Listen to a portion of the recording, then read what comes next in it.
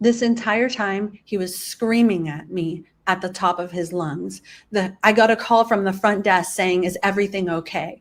He's acting like it was just a chill conversation. Any word that came out of my mouth, he started fucking screaming.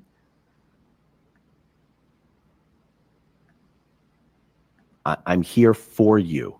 I don't have to be here. I don't have to stay here. And I'm not going to take the insults and the degradation and the finger pointing. That's the problem with this relationship. And I'm over it. I'm over it. I came here because you begged me to, but I will leave.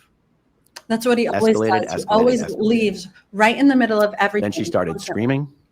And then I said, okay, I'm leaving.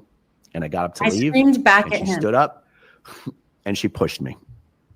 It's such a fucking lie. And when she pushed me, I made a beeline right for the door. It's just a little motel room. I stood in front of the door. Made a beeline right for the door. Out of the way. I got to the door. She was screaming like a banshee and grabbing my arm, trying to keep me from leaving. And so all I did was kind of shake my arm away from her, open that door, and I fucking ran down. It's actually a motel, not a hotel. So the door is open to the outside. I fucking ran down that second floor corridor, down those stairs, ran to my car, and drove the hell out of there. Guys, Jenna has physically abused me in Clearwater, in Minnesota, in Miami, and in Hawaii. Player. Every one of our friends who was in Hawaii with us got to see firsthand with their own eyeballs in real life the toxic and abusive nature. No, everybody who was in Hawaii with us heard me scream when Aaron threw me across the room. Now, I admit I poured water on him and he picked me up and he threw me across the room. Natalie heard me scream. George heard me scream. Cheryl heard me scream. Only Cheryl and George asked me if I was okay. That's what Aaron does. They didn't see me being toxic. They saw us fighting. Yes, they saw us fighting. Me and Aaron got into a spat and then he left the entire next day and wouldn't speak to me. Even though the next day was Mother's Day, he did the same thing again. Of Jenna trying to control this relationship with threats of harm. All right, let me see something. Okay. Yeah.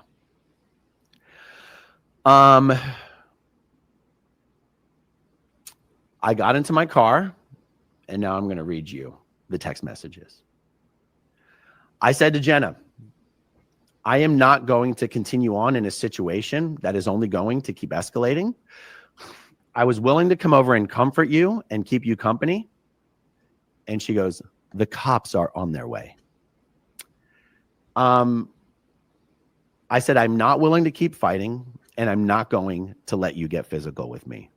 And she goes, the cops are on their way, and I'm going to tell them all the times that you threw me, you restrained me. They are on their way. That's right.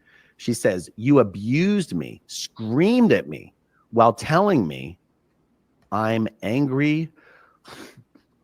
Sorry. Hold on, guys.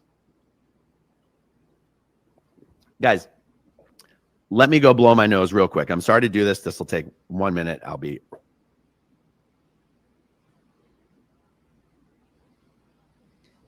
There was an incident on November 10th where I was in Aaron's house and he picked me up and he held me from behind me because I threw his pie on the floor after he was screaming at me at the top of my lungs, spitting pumpkin pie in my face. And I said, please stop talking to me like that. Please. And he said, I can talk to you however the fuck I want to. You cannot police my tone. And if you don't like it, then leave.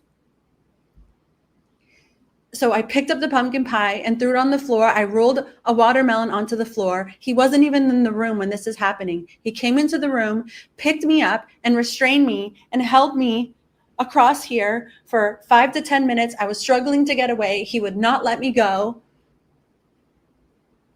Finally, he said he was going to call the cops. I said, go ahead, call the fucking cops. I'm leaving. I went to go out the door. I got my phone and then I left for an hour. It was the coldest night on record in Clearwater. Aaron is not allowed to touch me. He's allowed to call the cops if he thinks that he's in danger or for any reason, but he is not allowed to pick me up and restrain me ever. And not for 5 minutes, 5 to 10 minutes straight. No, he can call the cops. I'm much smaller than him. I was not hurting him in any way. I wasn't even hurting his things. It was just some food items that he had previously been spitting in my face while screaming at me. Threw me across, presumably it says the room. I've never actually, Jenna has always said this to me. You in Hawaii, you threw me across the room. I don't know what she's talking about. And the fact that I've said it to him repeatedly. Maybe when we were in. The fact that I've said it repeatedly just shows that it's actually true. In the bedroom, and she's throwing things at me and hitting me, and I'm pushing her away from me. No. I mean, but she said this to me repeatedly since Hawaii. You threw me across the room. Okay. She goes, the amount of times that you've yelled at me, publicly driven insane while I'm in the car. You've used me over and over and over again, Aaron, and you've humiliated me over and over again. Everybody here heard you screaming at me. As if, in the hotel room, we had our voices raised, but anyway. No. He was screaming at me, and multiple people knocked on the door and asked if I was okay. I said, I told you that I did not want you to come to Clearwater, and you came anyway. You came to my house, even though you were told not to. Jenna says, you tried to force me to get my stuff when you were there. I never came to your house, not once when you told me not to, not even once. I said, you jumped the fence and tried to get in the back door, even though you were told the house was locked and you were not welcome there. He's such a liar. I didn't even touch his fence. I only ever went to his house after he messaged me and said I could go get my stuff. Erica was with me. She knows that it's true. I never once jumped his fence. I checked if his fence was open after he told me I